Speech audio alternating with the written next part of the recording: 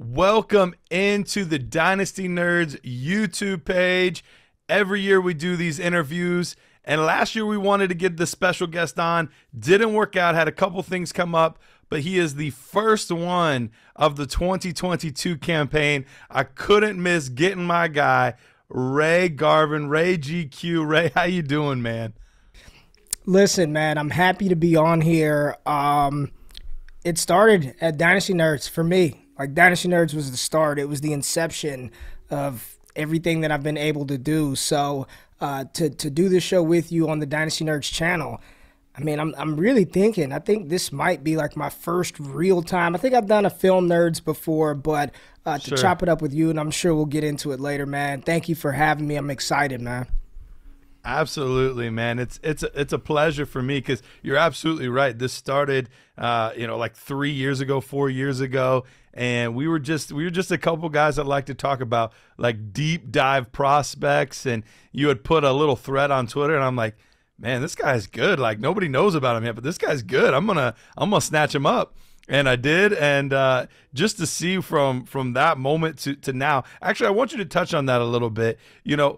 Tell me a little bit about your journey. We just established you started at Nerds, and we're very proud of that. We're proud of you and what you've been able to accomplish. But since then, kind of walk me through what you've been doing and the thought process and the growth mindset and how you went from a no-name to like this low-key celebrity now. Like, how did this happen? Stop. It's funny though, man, because if you remember back then, there was Dynasty Nerds didn't even have like Devi. There was no, it wasn't even, and we were talking about it. We're like, yo, we need to get Devi, and Rich finally signed off on it, and we started to do the Devi stuff. But it's so funny you bring this up because I was telling some people this exact story today of how I met Jay Rich was through Dynasty Nerds. You know what I mean? A lot of people don't know Jay Rich started at Dynasty Nerds, but it honestly was exactly what you just said. Like, somebody who was passionate about football. I didn't have a following. No one knew who I was. I just said one day I'm just going to dive in. And it was Ashton Doolin was the guy that I was looking at deep diving. And you saw it and gave me an opportunity with Dynasty Nerds, you and Rich. Forever grateful to y'all, man. But honestly, it was just I was talking to Jordan about it today. I find benchmarks for myself. And then it's the challenge. Like, I truly just am like, can I get 100 people to listen to my podcast? Okay. Can I get 100 views on a YouTube channel? Like, it's the challenge, right? It's pushing myself to create good content, to become a better scout, to become a better analyst, to learn, about fantasy football, to learn about Dynasty, man, and taking a little bit of this and a little bit of that from this person, that person, and having the wherewithal to know that I don't know everything, so I still need to be learning and listening and improving my process, man. But it started at Nerds, and it took me a lot of weird different places, man, but I am so grateful, so blessed and fortunate to be where I'm at, and I mean it when I say this sincerely. I owe it to you and to Dynasty Nerds, because without that opportunity, I don't know if I would have kept going, so thank you for that, man. Absolutely, but I have zero doubt that if I didn't snatch you up then, there would have been somebody else a week later that would have hit you up, and it would have just, your stardom would have just started a week later. That's the only difference. So that would be it. But no, man, I love all of your stuff you're doing, and so I'm sure you're doing even more than I realize. But you do the Wake Up show. Yeah. You're doing all of your Destination Devi stuff still. Yeah. Still do that. You're the YouTube, the podcast, the Patreon, and then you have all this stuff with FTN, which you're part of the ownership team there, right? Yeah, I am. Yes, I am. Awesome opportunity. So, I mean, you're all over the place. I'm just a little bit here, a little bit there, but the main focus is the Wake Up show, man. That's the baby. That's the bread and butter. I enjoy doing that every morning, man. No, it's awesome. It's great content. So let's get into some of the nuts and bolts of this. I was fortunate enough to go to the Combine last year. I wasn't able to go this year, but you got a chance to go, and you got a chance to hang out with J-Wack for a little bit. I know he's a good friend of both of ours. And tell me a little bit about your experience there at the Senior Bowl, what that was like, because this was your first one, correct? Yeah, that was the first one. Yep, that was the first one. Tell me about that experience and what you learned about the process of all of it, but then also what you learned about maybe some of these athletes. I just think being in the same atmosphere, the first thing is you just miss the game, right? Like, you played college football, yes. I played college football. Like, that's the first thing. I was telling J-Wack, I was like, dude, I just want to go out there and take one rep at cornerback, right? I'd get burnt by whatever receiver was out there. Sure. I'd probably tear an ACL. But I think that a lot of people were asking me, like, hey, man, were you nervous to talk to the players? Were you – like, no, man. Like, no. First of all, they don't know who you are, so they don't know if you're affiliated with a team, if you're affiliated with an agency. So everybody is on job interview mode. I think the most refreshing thing or informative takeaway for me, Garrett, was talking to, like, other, like, the scouts and the execs and the agents, and having an opportunity at nighttime to talk with some of the coaching staff members, right? And hearing what they thought about players, hearing what they thought about not just the players at the Senior Bowl, but players in general. And it's so funny because we sit here and we talk about market share and dominator rating and yards per team.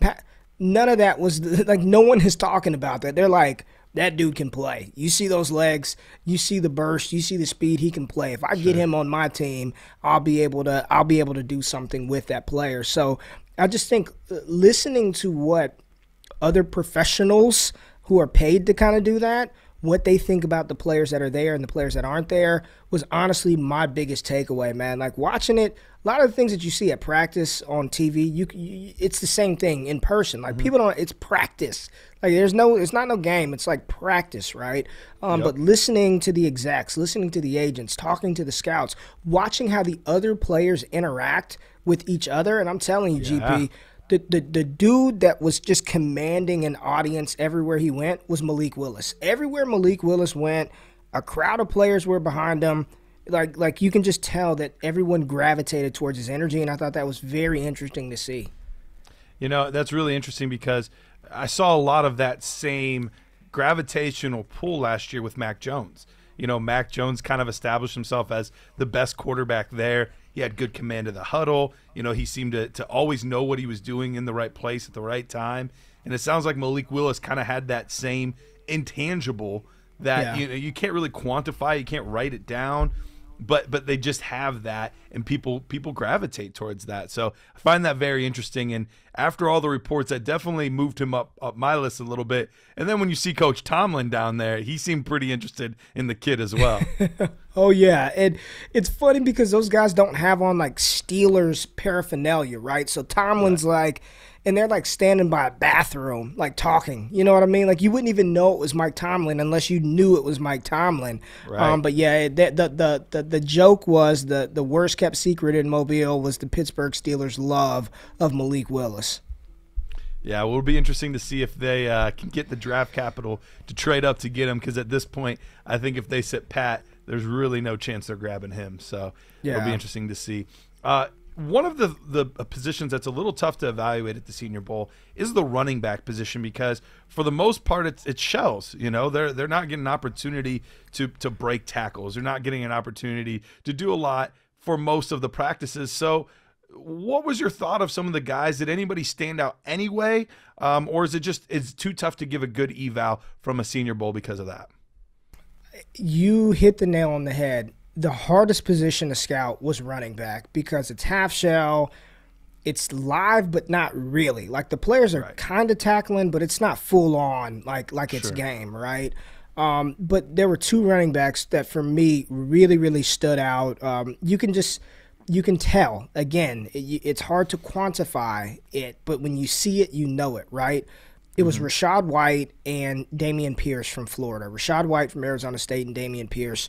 Pierce was somebody that I was not high on going into the process. You know, like a lot of fantasy analysts, I'm looking at the numbers and I was like, well, if he was really good, why did he not get carries at Florida? But I think one thing that the data doesn't truly account for, and I know people think we just say this, but there's some bad coaching that goes on in college for whatever reason. Like, there's some context behind why these players don't produce in certain situations with certain coaching staffs. And if you look at Florida now, the head coach is no longer there. So there's probably good reason why Mullen's no longer there. But Rachaad White, man, smooth, bigger type running back. He looked the part when he just walking around the lobby, when you see him on the field, he looked the part. Very professional with the way that he moved around there in Mobile that week. And then you just saw smoothness, man, and that's the same thing you kind of see on tape with Rachaad White. He's a smooth running back. What I liked about him and Pierce, it seemed like every running back drill, they were finishing the run, like all the way down the field, you know what I mean, taking it to the end zone. But there are some drills that are pretty good indicators of a running back's kind of want to, and I think a lot of people have seen the clip of Pierce at the end of practice just stonewalling a linebacker in pass protection, right? You saw his burst, 5'9", 220. And Garrett, I'm talking about when we're talking to him, the dude's like this wide. You know what I'm saying? Like he just, legs are huge, shoulders are wide, 5'9", 220. The BMI crowd is going to love him. And he did have that burst. He did have that explosiveness. But those were two running backs that I walked away from Mobile saying, those dudes can play. If they get an opportunity, I think they can produce. The one running back I'll just say that just looked the part was Brian Robinson. I mean, he was the biggest dude there. You walked in and you're like, okay, that's B-Rob right there. I can tell that's him. A lot leaner than I thought, man. You think of somebody like 226, 230. Sure. Like, he carried it well, man. Just put together, chiseled, very, very well put together running back.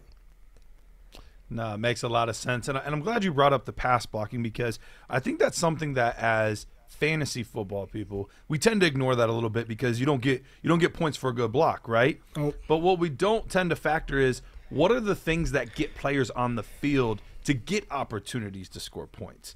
You know, and that's one of those things. If you can pass block well, you have the opportunity to be on the field on third downs. And if you're on the field on third downs, those are typically passing situations. So there's going to be chances to maybe, chip, go out, catch a pass. Like, there's going to be those kind of opportunities. Special teams is another one. I think we don't factor in guys that can play special teams enough, because there are guys that are going to get drafted in the 5th round as opposed to being undrafted, because they're going to be on special teams and they can do those things. And anytime that you're in a running back room, even if you're the 3rd, 4th guy and you're doing mostly special teams, we know how quickly injuries can occur and then guys get their opportunities. So, I think there's a lot of those little things that sometimes we overlook, but especially those later round guys, that kind of stuff's important. I want everybody watching this, listening to this, to rewind it, go back, and listen to what Garrett just said, because you hit the nail on the head. And that's how you know somebody knows football. Because if you're a day 3 pick and you're a running back, chances are you're going to play on special teams. So when I'm looking at some of those guys like a Tyler Algier and Abram Smith, I mean, the chances are they're going to be on special teams. And as an NFL team, that's a benefit. My 3rd running back, my 2nd running back, 3rd running back, I can throw him on kickoff team. I know he played linebacker. He can go down there and hit. I'll just say this real quick. A prime example, when week 1, the Chicago Bears, when they rolled out Khalil Herbert as a kick returner, immediately, and I wasn't a big Khalil Herbert fan, but at that point I'm like, he made the 53. He's on special teams. All it's going to take is one injury to a running back above him, and then he gets elevated to RB2, potentially RB1 duties. And when you've got these backs that can do that, man, like all it takes is one tweak of an ankle or a pinky toe for Derrick Henry, and now your 2nd and 3rd running backs move up the depth chart. You're looking for ways to get opportunity to score fantasy points in special teams and pass protection 100%. While they may not score you points, they can yield to opportunity to score fantasy points. Bingo, man. No, I appreciate it. I think there's just sometimes those little things that we just tend to overlook because they're not as relevant in the moment. But long term, those things do carry some value. The wide receiver position was one that was kind of thought to be a little bit weaker in this year's class at the Senior Bowl. Overall, it's one of the strengths of this class, but a lot of those guys are juniors or, didn't come to the Senior Bowl. Was there a guy or two that stood out the wide receiver position that we need to be keeping an eye on, maybe in the 2nd, 3rd, 4th round of our rookie drafts? Yeah, I mean, there's a reason why Garrett Wilson and Treylon Burks weren't at the Senior Bowls, because they don't need to be, right? They're that good where they declared early. I think the big name, he was the big receiver, was Christian Watson out of North Dakota State. at 6'4", 211, I mean, he literally was uncoverable. No one could stop him. And every year we have these guys who go to the Senior Bowl and really elevate their draft stock. And I think Watson, he aced the assignment, right? He competed at the FCS level. He goes up there and he's competing against the Cincinnati cornerback, who's projected to be a high NFL draft pick. He's competing against Roger McCreary from Auburn, who's probably going to be a second-round pick. He's competing against all these top-level P5 guys. And not only is he holding his own, he's making them look bad. And there's reports that he's going to run sub 4.4, low 4.4, sub 4.4, 6'4", 210 plus pounds, running that type of speed, being that fast. My opinion, GP, I think he's a lock for top 64 draft capital. I've already kind of put bets out there. Another wide receiver who really impressed me and got better and better as the days went on is Boise State wide receiver Khalil Shakir. I thought every day he got better and better and better. And maybe because he wore number 14 and maybe because he's a light-skinned brother, it made it a very easy comp, but he looked kind of Amon-Ra St. Brown-esque, right? 6 foot, 193, sort of that same kind of build as Amon-Ra St. Brown. And I'm telling you, the way it started for him on Monday, a lot of people were like, oh, my God, he's a loser today. Like, not a loser as a person, but a stock loser, right? Yeah. Day one. Every other day besides that, Shakir just got better and better and better. And for some reason, coming out of – I don't know why I thought he was a smaller type wide receiver, but he's 6 foot 190. I did originally too. Yeah, I thought he was a little dude, but 6 foot 190 is solid. I mean, I'm not comparing him, but Jamar Chase was 6 foot 200. So he's got plenty of size, and these are official measurements, so he's not going to get smaller between now and the combine. But really impressed with Watson and Khalil at the Senior Bowl. The best wide receiver there, Garrett, was Calvin Austin, in my opinion. But unfortunately, at 5'7", 170, that's just a tough sell in fantasy, man. I love the player. Just a tough player to buy into for fantasy.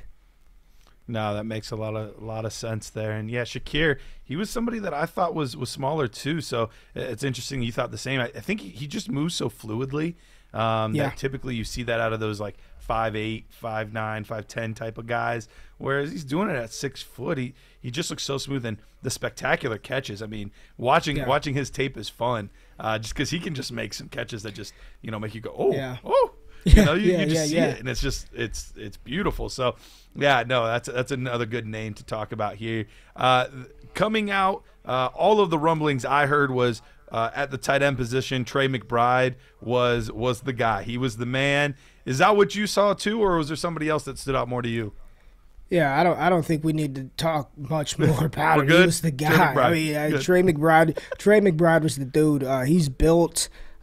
He was fluid. They kind of moved him all around. And honestly, for me, I don't really care about the game. It's all the things that happened before the game. It's an all-star football game. The game is going to be not good, okay? It's not going to be good with only a couple of days to install. No motion, no nothing, No motion, can't get crazy with the sets, but he scored a touchdown. I think he's going to be a rock-solid pick later in rookie drafts, and somebody, especially in tight end premium leagues, you're going to want. I think it's between him and Jalen Weidemeyer, in my personal opinion, for that top spot. But McBride definitely helped himself out there. Do you think in the real NFL draft, do you think he might sneak into the end of the first round, or are we looking more as a day 2 guy? I keep seeing some mocks with him at the back of the first.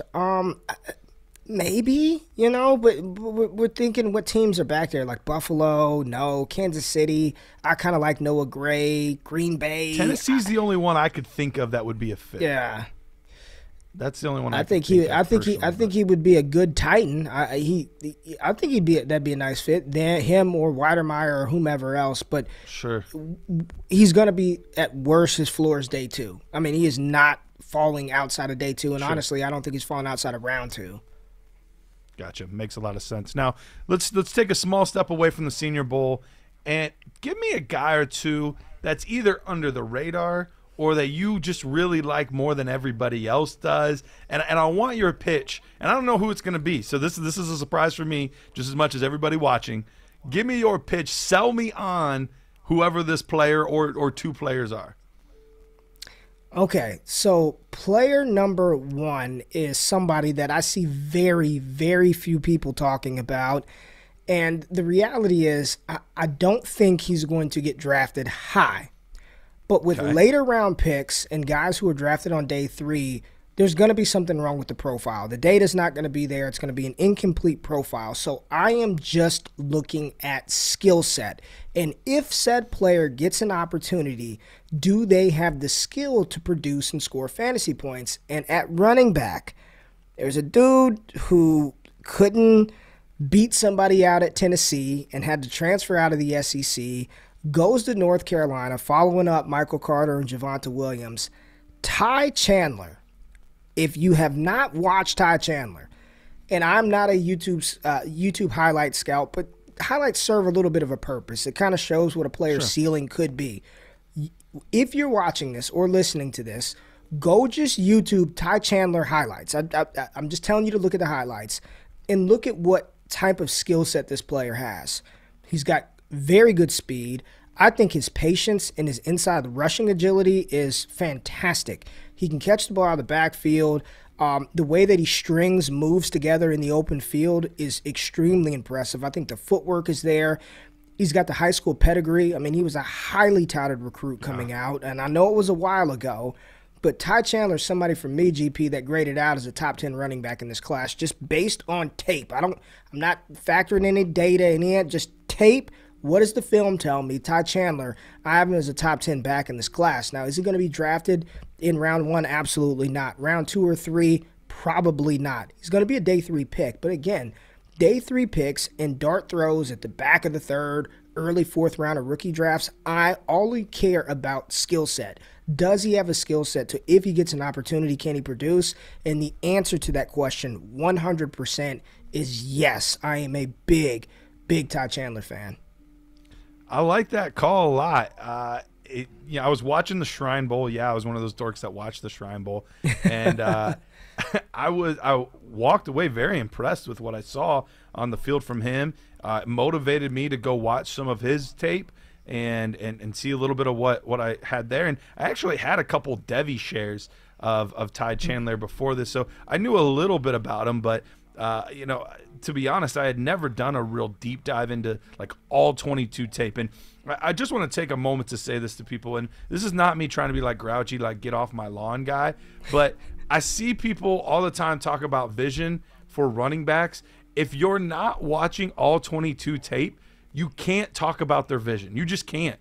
And on top of that, you probably need to have at least a basic understanding of blocking schemes and how they work, or you just can't, you can't. So yeah. I highly recommend go learn a little bit of just some basic, you don't have to be an expert, but go learn some basic things and get some all 22 tape, because then you're really going to have a good feel for a player's vision. But Ty Chandler really did impress me. I'm only 2 games in, so I don't have enough to have like a strong opinion.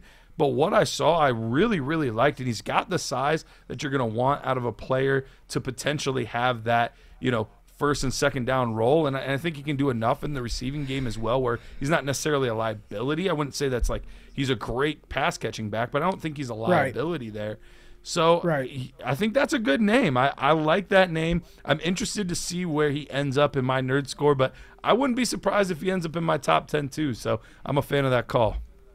I got one more for you, and I promise you I am not pandering to you or the audience. You can confirm with Jay Wack, because I was the biggest hater of said player going into this process. And when I got done watching the tape, I had to sit back and look at my kind of grading model score, and I was like, what?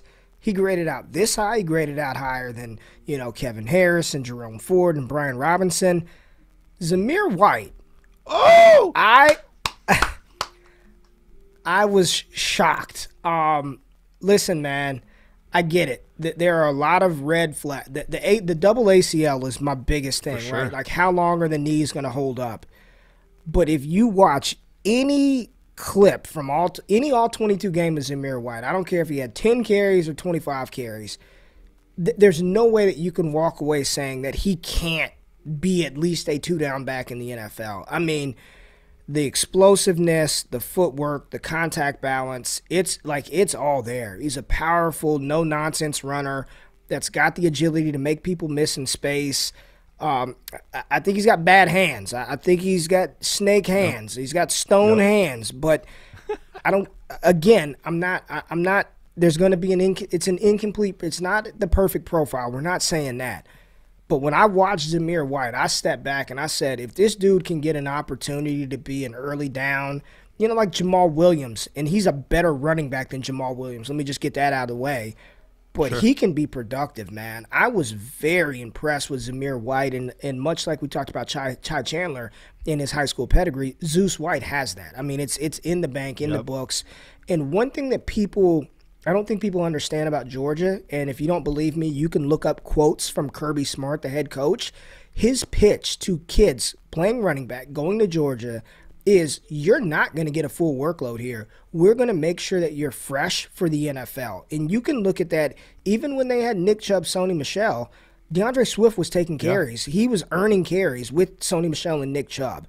Like that's just what Georgia does. It's their recruiting pitch to these running backs. That's why they continue to bring in 4- and 5-star recruits year after year, because they're not going to run them into the ground. So when you're looking at Zamir White and you're like, well, he never really did this and he never really did that, I'm just looking at the skill set, and the skill set is there for him to be a really good first and second down back if he gets an opportunity in the league. He too graded out as a top 10 back off of my film scores in this 2022 class. Oh man, Ray, this warms my heart to hear this because I am a big Zamir White fan. I currently have him right around my RB5. It's going to be interesting. Basically, my RB3 to like 8 is their scores are so close together. It's a really, really interesting class in that sense where, for me, at least at this point, Brees and Isaiah Spiller kind of are above everyone else, and then it's just this huge group of okay players that are like NFL round 3, round 4 type of guys. And so it's going to be interesting to see how it all plays out, but you're absolutely right. I think Zamir White is the guy that can be a lead back in a committee, and he's going to, maybe even in a Latavius Murray type of role, something like that. I think that's what we're going to see out of him. But he's an effective runner. He's a powerful runner, and he has a good natural feel for the game. Came up big in big moments like they needed him to in the national championship. I'm a fan, so that warmed my heart to hear that. So yeah, and I promise you, I had to say this because I've been one of the biggest, I don't like Zamir, no thank you. And then, when you go into looking at these players, the All-22, you got to go in with an open mind, man. All those preconceived notions, if you're going to do it right, you just got to go in and grade the guys on the merit, on the tape. And, again, I challenge anybody. Go out there, watch Ty Chandler, go watch Zamir White, and real talk, y'all make it real easy with the film room. So I'm on the iPad in bed, and I'm just like scrolling through stuff. But you can't walk away from that Zamir White tape saying, oh, he stinks. He's not good.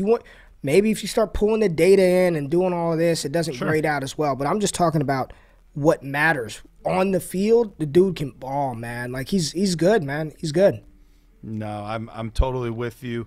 I'm excited to see how all of this ends up playing out. Excited to see where all of these players end up, their landing spots. This, for guys like us, this time of year is just so much fun. Just to grind tape, watch these players, score it out. Well, Ray, I've taken up enough of your time, but dude, for real, it means so much that you took the time out on your night. I know you got tons of stuff going on. You got the family, the kids, all that stuff. So I appreciate you coming on with us. No, thank you, man. I appreciate it. Thank you for inviting me on anytime. Garrett, I appreciate you. Thank you to Dynasty Nerds for everything, man. This was dope. Appreciate it, man. Absolutely. All right, that's all we got for today. We'll be back with plenty more interviews. We've got some awesome names, some awesome people inside the fantasy community, outside the fantasy community coming in. We're going to talk to them, interview them, and learn a little bit more about this game we love.